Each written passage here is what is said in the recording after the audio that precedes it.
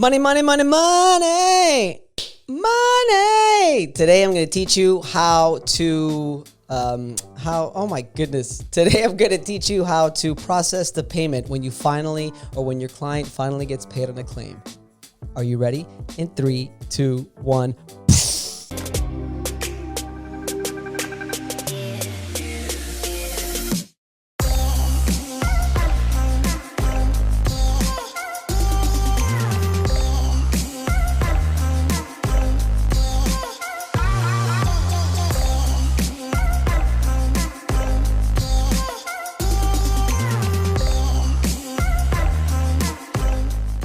What's up, advocates? Welcome back to the Commercial Claims Show. My name is Vince Perri, your host, licensed and certified public adjuster in Florida, Texas, North Carolina, and California. Today, I'm here to educate you, the Commercial Claims Show, where it all started, on what you need to know, the ins and outs of the insurance claim game, and how to be successful throughout the life of a claim.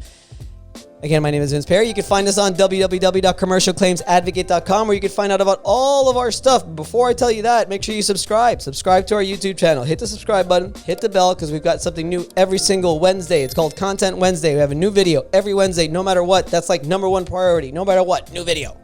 You can also find us on Facebook, on Instagram, and on LinkedIn. And of course, www.commercialclaimsadvocate.com is where you can find all the information of everything that we have. We've got mentorship and coaching. We've got a Advocates United inner circle group that we have. We've got meetups that we do all over the country. We've got live Zoom video courses to come. We've got online courses that you could download. We've got this book that you could purchase as well. All kinds of stuff that we've got. If you go on the website, you can take a look at it, become a part of our group, become a part of our Facebook group, our crew, and just be successful as a public adjuster. So, payment, guys. Payment. How do we get paid?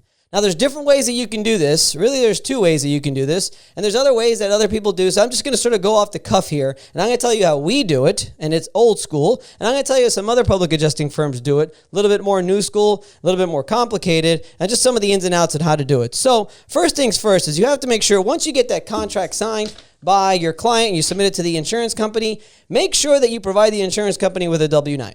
Okay? The W-9 for your company is basically going to give them the information they need that you actually are a legitimate public adjusting firm and a legitimate company. And with that W-9, guess what that means? That means they're going to make a payment and they're going to put your name on the check. The insurance company must put your name on the check.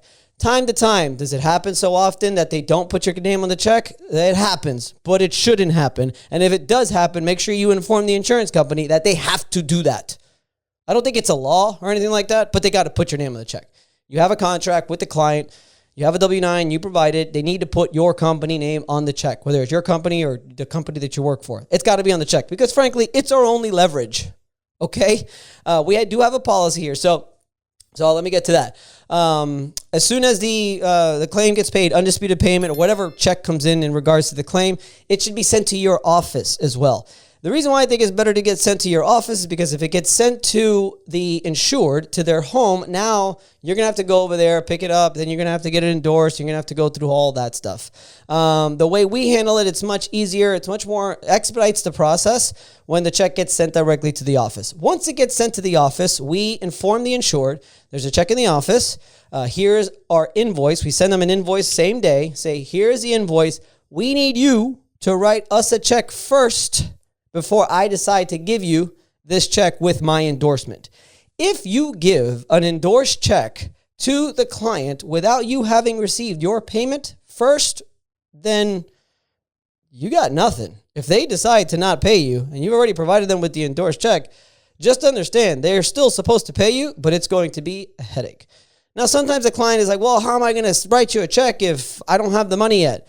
That's fine. What we tell them is that go ahead, send us a check, and we're not going to deposit that check until you're able to deposit yours. It is a courtesy. Technically, we don't have to do that. And there's going to be experienced public adjusters possibly watching the show that might disagree with me because technically our services for that check is complete. There may be disputes and there may be more money that we get, but technically for that check, it is complete. We should be able to get paid and deposit it just like that. But here with our company at Elite Resolutions, we allow the insured, especially with the larger ones, to deposit their insurance check before we deposit their check. So I have personal checks sitting here, okay, that are waiting for the okay from the insured to go ahead and deposit it because we wait for them. Maybe we shouldn't, but we do. So we get the check in the mail.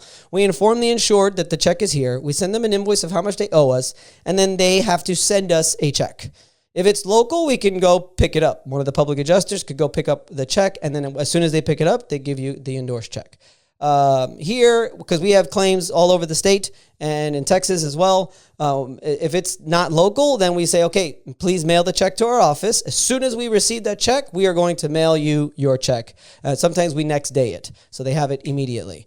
So as soon as we send them the invoice, for me and the owner of the company, I get the check endorsed by the bank. I strongly recommend that you get a signature guarantee, okay? If you're not the owner of your company, it's really you don't need to know, but if you have plans on doing that, then you should know. If you go to your bank, you can get a stamp on on the check that basically is a signature guarantee that guarantees that you have an account with your bank and that you have a good status with them, and it's signed by a bank manager, and it really authorizes that endorsement. It's your endorsement, it's a manager's endorsement, and it's a stamp that says the bank name. A lot of times the mortgage company may require it. Sometimes the insureds, the policyholder's bank may require it. Sometimes they don't, but I suggest that every single check that comes in, get an endorsement guarantee from your bank. So I have to take the check from the insurance company that came in, and I have to go to my bank because my company name is on it, and I get a signature guarantee with a signature just like that. So as soon as I do that, I'm waiting for the check to come in. If it's local, as soon as I do that, we set up a time. I go to the client's house, I get my personal check for my fee, and I give them their check, and then they do what they have to do. And then that's it. That's it. We have it. We follow up with them. Usually it's some communication. A lot of times they're able to deposit it within the next 48 hours, and then we go ahead and deposit our fee. And for that check, our fee is paid, and we are good to go. They have an invoice. A lot of times the insured is going to have to provide a adjuster's worksheet, which is whatever the estimate that the insurance company put together. They will have to provide that to the mortgage company. So I would suggest that you send them that in case they don't have it, so that they can have no problems. And then that's it. They have to deal with the mortgage company and deal with that. Questions about the mortgage company. Every mortgage company is different. Every mortgage company has different policies and procedures and stuff. But for the most part, a lot of times they could just mail the check to the mortgage company. They will endorse it as long as they have as long as the mortgage company has the, the adjuster's worksheet. That should be enough for them to endorse it and send it back. If the mortgage company is local, it's even better. They can go, provide them with the documentation, they endorse it, they send it back, and then the client goes to their bank and they deposit it. But sometimes it's not that easy. Sometimes the mortgage company will require that a contractor be hired, that an intent to repair be signed, that a W-9 is provided by a contractor. They want to see that the repairs are actually going to be done. You can't blame them. So what they'll do is, as soon as they have all this documentation to show that they're actually going to start the work, they will release a third of that check. So you have to, as the homeowner, they have to send the check to the mortgage company. The mortgage company will hold on until they get that documentation. Once they receive that documentation, they will release a third of the check.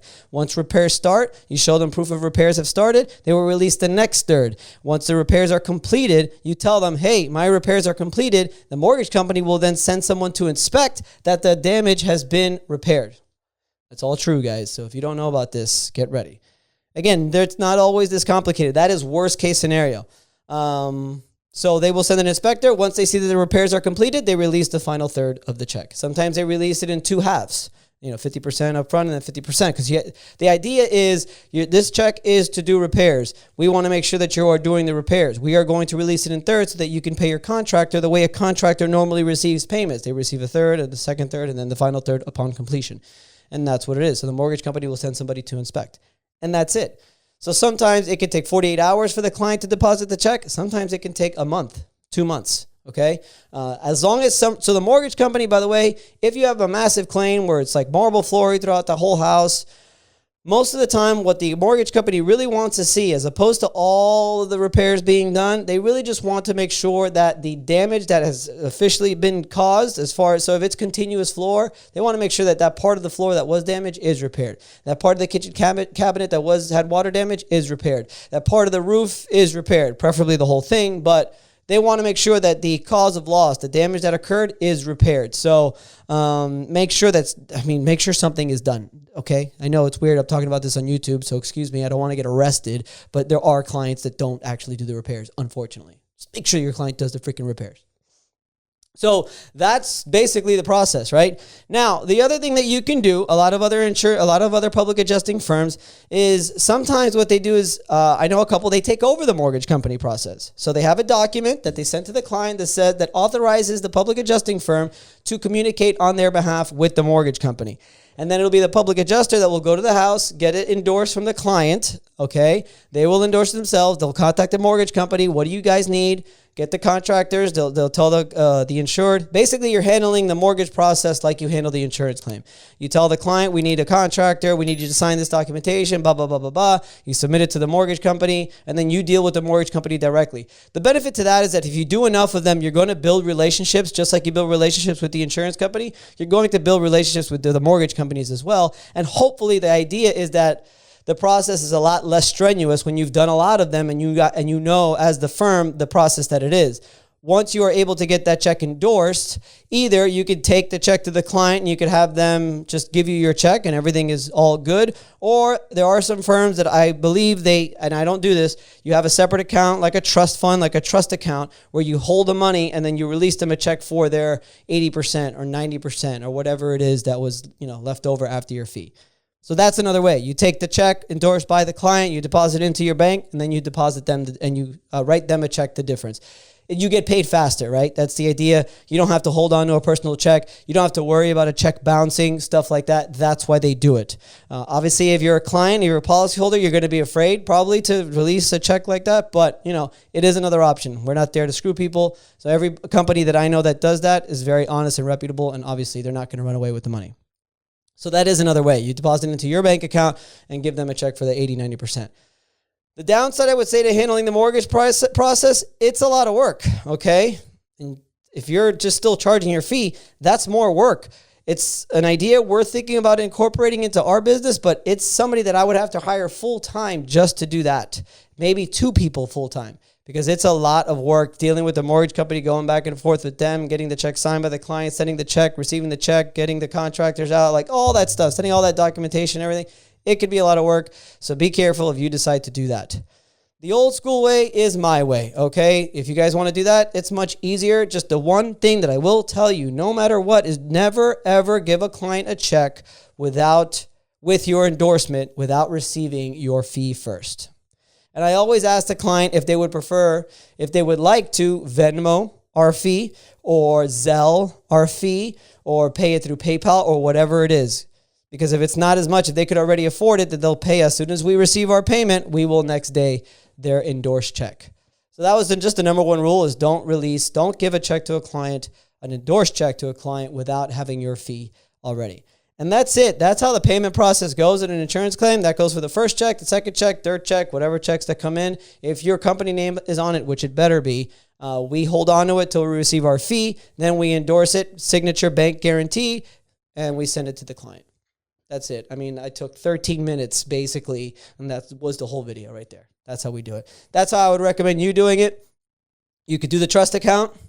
You could handle the mortgage process if you'd like as well. Just make sure if you handle the mortgage process, you're going to have to get a document signed that allows you to communicate with the mortgage company. And that's it. That's how it goes. So that is the payment process. I get that question all the time. How do you handle the payments? How do you handle the payments? That's how we handle it. That's how we handle it at Elite Resolution. So that was our video for this week, the payment process. Make sure you follow us on Instagram, LinkedIn, and Facebook. Make sure that you subscribe, okay, because there'll be another show and there'll be another video next week. Subscribe and hit the bell icon. Make sure that you go on the website and you put your email address because you're going to get a free ebook. Not this one in particular, but a free ebook of about 25, 30 pages of valuable information that you're going to need to be successful in this career. So go on the website, www.commercialclaimsadvocate.com, put in your email and get that free ebook. And take a look at the events, take a look at the live video courses when our next one will be, and stay tuned. We're going to be selling this book. We're going to be having online courses, all kinds of stuff for you guys to better your career and become amazing public adjusters. And that's it. That's all I got. All right, guys. See you later. Peace out.